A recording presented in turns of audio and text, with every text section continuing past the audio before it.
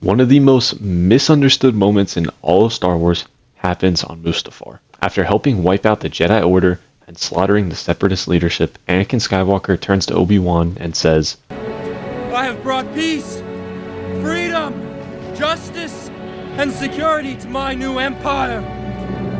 Your new empire? This line sounds insane because the galaxy is burning, the Jedi have been slaughtered, they're all dead, most of them. The Republic has fallen, there's no democracy anymore. Yet Anakin genuinely believes he has done the right thing. He is making himself out to be the hero. So what did he actually mean? To understand that, I think we need to go all the way back to where Anakin's story first began in Episode 1, The Phantom Menace. So when we go back, Anakin grew up as a slave. From the moment he was born, he lived in a system where people with power controlled literally everyone and everything beneath them. He had no political voice, no freedom, no ability to change his circumstances, and he held no power. And that is when he realized the only thing that mattered was who held power. And this is important because it shaped how Anakin viewed the galaxy. On the contrary, Padme grew up believing in democracy and institutions. She grew up in a peaceful, noble, democratic system, whereas Anakin grew up believing that problems were solved when powerful people took action. And when you're a slave, you don't necessarily spend your childhood watching democracy work because there is nothing to watch. You are kind of just watching a central power make decisions for the powerless. And that idea would stay with him for the rest of his life as he gained power. And it's ironic because only power was able to free him from another power. Anakin's own power and being one with the Force aided him in winning that race, which then in turn allowed him to gain his freedom. Unfortunately, he could not gain his mother's freedom though, only himself. And that was also with the aid and power of Qui-Gon. So when you look at it retrospectively, this idea for Anakin that power really is the answer was just embedded in how he got his own freedom. He gained his freedom through a means of power anyway. So it is deeply rooted in him to understand that for others to gain freedom as well, the answer is just having more power than the one that is in power currently. And then when we go to Episode 2, Attack of the Clones, this gives us one of the most revealing conversations of the entire saga. And it basically kind of hints at what Anakin's future is going to be. And a lot of people I've seen call him Anakin There Were No Signs Skywalker because of this conversation. I'll show the clip, but while speaking with Padme, Anakin openly questions democracy itself, and then he suggests that politicians should simply be forced to agree on the right course of action. And when Padme points out that, people don't always agree, Anakin responds with one of the most alarming lines in the trilogy. Watch this clip. I don't think the system works. How would you have it work?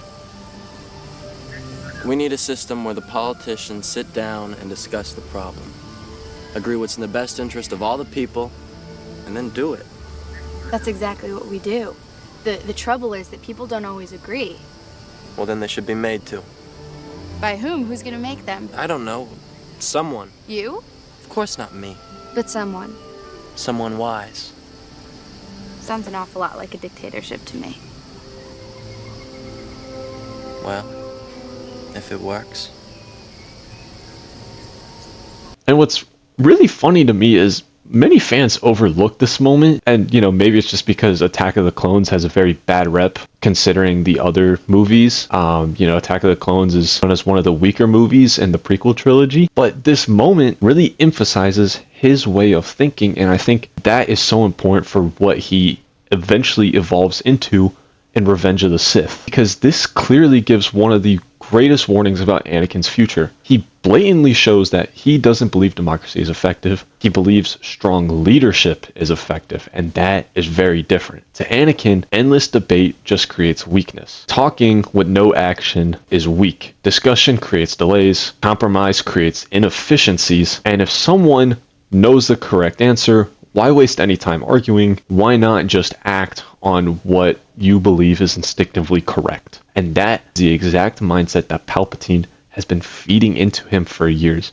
The mindset that contradicts what the Jedi are, what the Jedi do. It is what the Sith do. It is acting on power, having the power to act and not discuss with others because you believe your absolute is correct. That is why the Sith deal only in absolutes, because they believe power is the absolute. And when you have absolute power, you can make absolute decisions. And so while these ideas are festering and growing in Anakin's mind, we have to understand he is slowly losing faith in the Jedi Order. Something that saved him from slavery once, something that had the power to save others and give freedom to others, he is now losing faith in and believes that they might not have the answer to free others or have the answer to peace. He watches the Jedi become generals in a galactic war. He sees their political corruption throughout the Republic, and he watches the Council make decisions he increasingly disagrees with. But most importantly, he starts believing that the Jedi are hypocritical. And that is probably one of the most dangerous thoughts he has as a Jedi in Revenge of the Sith that eventually leads him to his falling. Because he sees it as the Order claims to protect peace. That is what they do. That is what the Jedi swore to be. That is what Qui-Gon kind of initially told him what they are and what he was going to train him to be. Yet, from Attack of the Clones to Revenge of the Sith, the galaxy has been consumed by nothing but war for years. Since day one of him being a Jedi, there has been a war that the Jedi have always been in. And it's ironic because he sees the irony in that the Jedi claim to be detached, yet they've always been deeply involved in politics.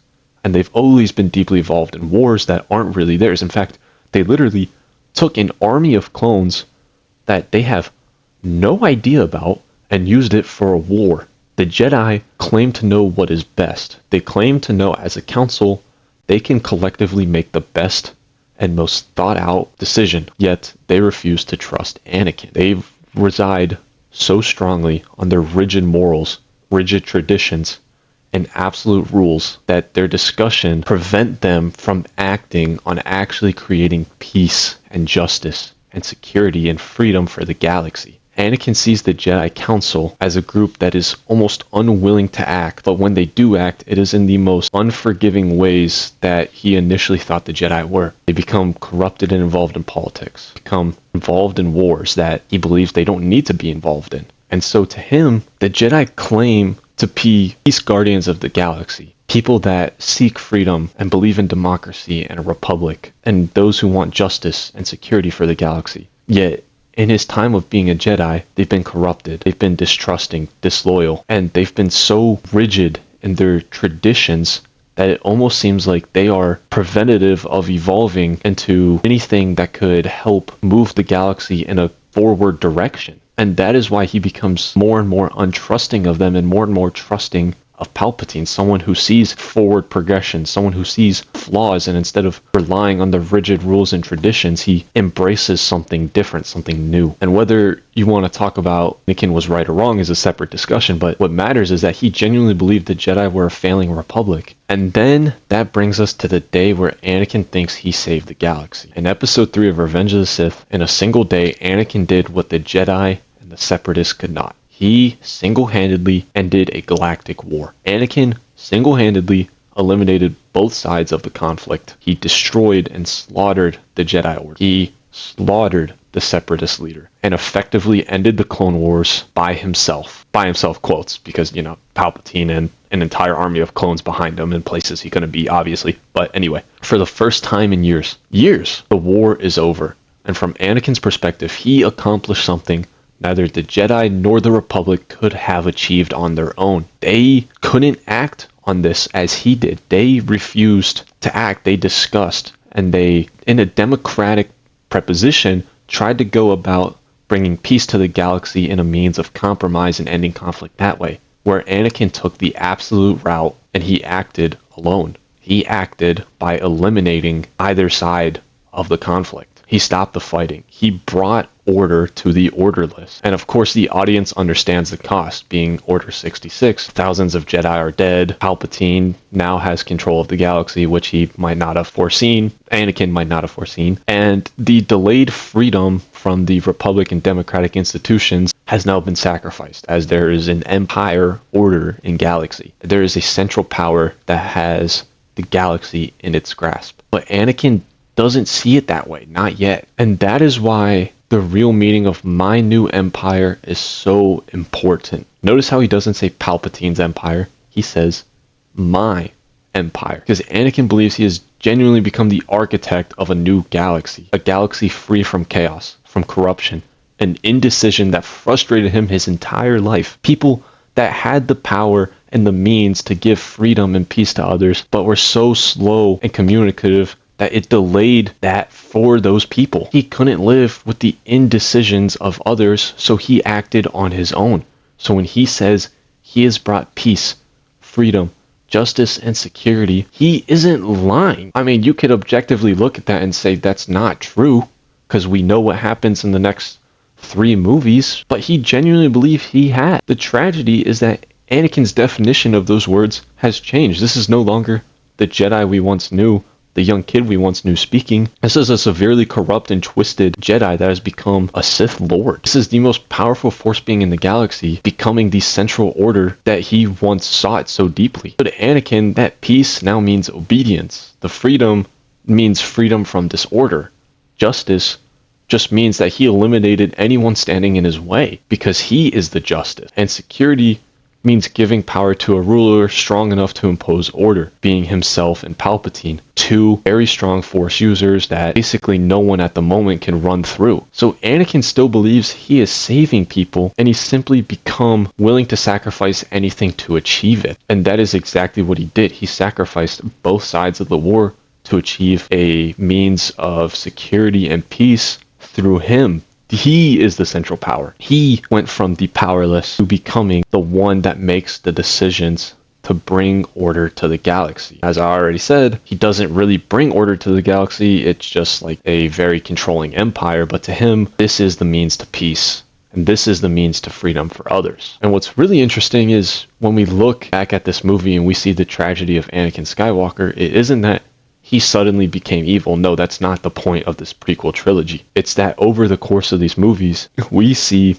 George Lucas reverse engineer the greatest villain on TV, being Darth Vader, from a young, powerless boy into realizing he is the most powerful and one of the most capable beings in the galaxy. We see hints at a young boy born into a disordered galaxy, a chaotic world full of violence and corruption and war. And we see someone who genuinely wants to act and make a change, but was just, I don't want to use the word groomed, because that sounds really weird for the context of what I'm saying. He thought the Jedi were the way to do it, as Qui-Gon had basically promised him, where Anakin eventually becomes more closer and trusting of Palpatine, someone who, on the contrary, tells him the Jedi are too formal, they're too democratic, they're too based in their traditions. If you want to make a change in the world, you need to act, and you need the power to do so. And that is why, on Mustafar, he has basically convinced himself that evil was necessary. He truly believes he has succeeded where the Republic and the Jedi failed. He believes he ended the war. He believes he saved the galaxy. And that is what makes this scene so powerful. Because for one brief moment, Anakin Skywalker isn't speaking like a villain. He is speaking like a man who genuinely believes he is the hero. And that is why I think Anakin's New Empire speech is not only one of the coolest pieces of dialogue, but one of the greatest pieces of dialogue because of how deeply you can look and see how far it goes back when you really look at Anakin's character and how he narratively came to this conclusion, narratively came to the point of where he was now. Many people think this was just it just happened in episode 3, but it happened long before this. This was a long, slow buildup of Anakin becoming the Sith that Palpatine wanted him to be. And that, ladies and gentlemen, is my take on Anakin's New Empire speech. I have many other videos like this planned, so please make sure to follow and like if you like this. Comment below if you agree or disagree or have a different take on what this speech might mean. But anyway, thanks for watching. See you guys next video.